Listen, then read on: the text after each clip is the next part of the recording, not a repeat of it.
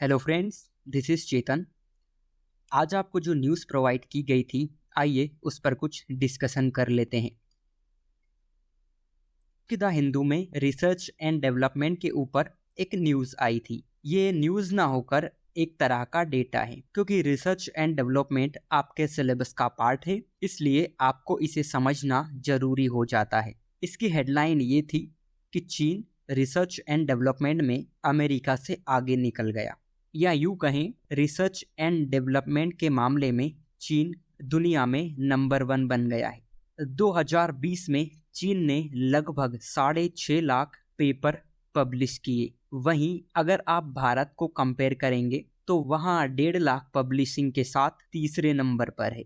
अब ये second chart देखिए, जो बौद्धिक संपदा यानी पेटेंट से संबंधित है। चीन ने 2021 में लगभग 16 लाख एप्लीकेशन फाइल किए, वहीं भारत ने मात्र 62,000। फ्रेंड्स, ये दोनों डेटा ये दिखाते हैं कि भारत की तुलना में चीन रिसर्च एंड डेवलपमेंट में कितना आगे है। फिर एक न्यूज़ ये थी कि हमारा जो नार्कोटिक्स ब्यूरो है, उसने डार्क वेब के जरिए संचालित होने वाली मादक पदार्थों की सबसे बड़ी तस्करी को उजागर किया है। इस मादक पदार्थ में LSD यानी लिसर्जिक एसिड डाइथिलेमाइड शामिल है। LSD एक तरह का सिंथेटिक केमिकल है जो मतिभ्रम के रूप में वर्गीकृत है, यानी हेलुसिनेशन।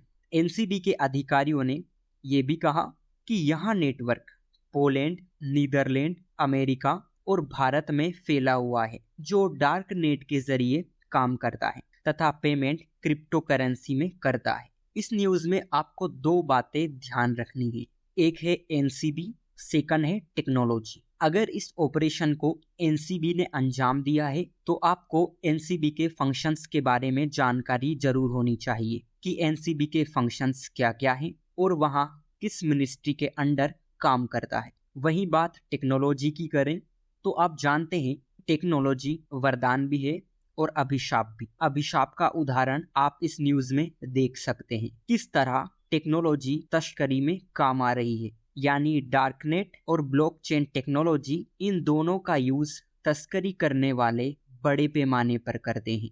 अगर ट्रैफिकिंग से संबंधित कोई सा क्वेश्चन आता है तो इन बातों का जिक्र आप कर सकते हैं। फिर एक न्यूज अनएम्प्लॉयमेंट से संबंधित। कहते हैं ना कि आतंकवाद और बातचीत साथ साथ नहीं चल सकती, ठीक वैसा ही संबंध आर्थिक समृद्धि और बेरोजगारी के बीच होना चाहिए। जनसत्ता के इस आर्टिकल में राइटर ने इस बात पर जोर दिया कि किसी अर्थव्यवस्था में बेरोजगारी का भाव या बिहेवियर परमानेंट नहीं होना चाहिए, जो कि भारत में हो रहा है, क्योंकि रोजगार विहीन ग्रोथ रेट असमानता को बढ़ावा देती है और असमानता का होना भारत के लोक कल्याणकारी स्वरूप के बिल्कुल विपरीत है। राइटर ने इस ओर भी इशारा किया कि खराब मानसून और प्राइवेट इन्वेस्टमेंट में कमी बेरोजगारी को और बढ़ावा दे सकती है। अनएम्प्लॉयमेंट रेट दो बातों पर डिपेंड करती है, first labour participation rate, second job creation. यानी अगर लेबर मार्केट में लेबर का पार्टिसिपेशन बढ़ता है और उसके अनुसार जॉब क्रिएट नहीं हो पाती तो बेरोजगारी दर ऊंची दिखाई देती है। वहीं अगर लेबर पार्टिसिपेशन नहीं है और जॉब क्रिएट भी नहीं हो रही है तो बेरोजगारी की दर नीची दिखाई देती है। लेकिन भारत में ये मामला थोड़ा गड़बड़ा गया। यहाँ लेबर पार्टिसिपेशन तो घट गया लेकिन बेरोजगारी दर बढ़ गई। लेकिन सवाल ये उठता है कि आखिर बेरोजगारी की समस्या स्थायी क्यों होती जा रही है और इसका समाधान क्या है।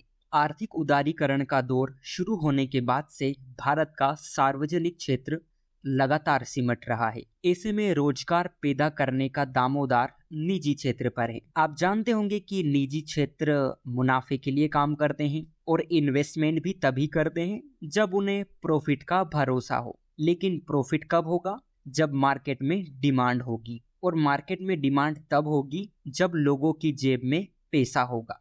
बाजार में आज मांग की स्थिति मंदी हो चली है।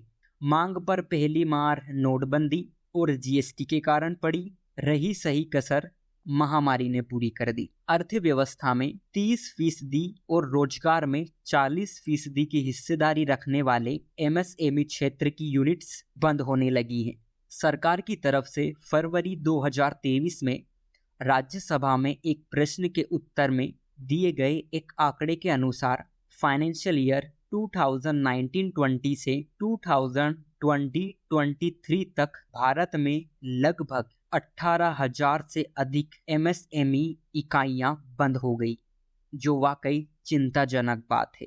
यूक्रेन और रशिया वार के चलते आपूर्ति श्रृंखला बाधित हुई तो महंगाई अपने चरम पर पहुंच गई। इसलिए मांग को नीचे लाने में महंगाई का भी बड़ा योगदान है। मांग न होने से मैन्युफैक्चरिंग सेक्टर अपनी मौजूदा स्थापित क्षमता का भी इस्तेमाल नहीं कर पा रहा है। नई क्षमता जोड़ना तो दूर की बात, ऐसे में नौकरियों की सृजन प्रक्रिया पर विराम सा लग गया। भारत में रोजगार मुहैया कराने के लिहाज से कृषि क्षेत्र महत्वपूर्ण है। अर्थव्यवस्था का यहाँ इकलौता क्षेत्र है जो घाटे के बावजूद बंद नहीं होता और श्रम शक्ति का लगभग 45 से 50% हिस्सा रोजगार पाता है। कृषि क्षेत्र में ज्यादातर रोजगार मौसमी होते हैं, फिर भी इस क्षेत्र को अधिक प्रोत्साहन और समर्थन दिया जाए तो भारत की बेरोजगारी की समस्या काफी हद तक सुलझ सकती है और सरकार के लिए यहाँ प्राथमिकता का क्षेत्र भी होना चाहिए।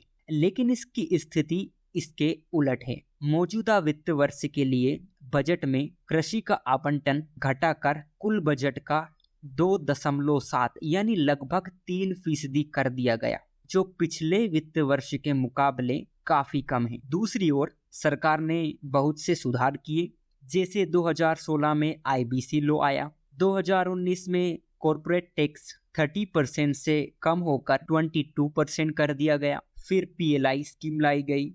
लेकिन इन सभी के बावजूद जो प्राइवेट सेक्टर जॉब क्रिएट नहीं कर पा रहे हैं, इसलिए हमारे पॉलिसी मेकर्स को इन सभी बातों का ध्यान रखते हुए नए सिरे से मंथन करना चाहिए और रोजगार पैदा करने वाले क्षेत्रों को समर्थन देकर स्थायी समाधान खोजना चाहिए।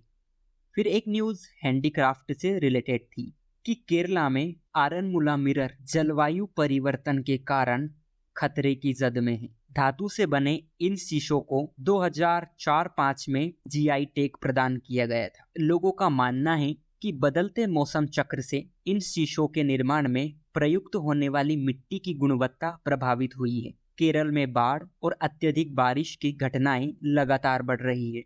इलाके में पिछले कुछ वक्त से बाढ़ और भूस्खलन की घटनाओं ने आरनमुला गांव की मिट्टी के रासायनिक तथा भौतिक गुण परिवर्तित कर दिए। पहले ये लोग शीशे की ढलाई के लिए खेतों की ऊपरी मिट्टी लेते थे, अब इन लोगों को गहरी खुदाई करनी पड़ती है। 2018 में एक अध्ययन से पता चला कि मिट्टी की गुणवत्ता में काफी बदलाव आए हैं। परिवर्तित गुणवत्ता वाली मिट्टी से इस हस्तशिल्प को बनाने में बहुत मुश्किलें आती हैं, क्योंकि यहाँ मिट्टी दानेदार और भुरभुरी होती है, जबकि इन्हें बनाने के लिए बारीक मिट्टी का प्रयोग किया जाता है।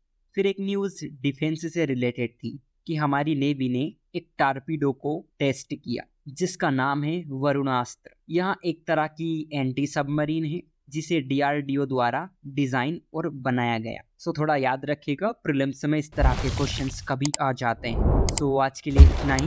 Thank you.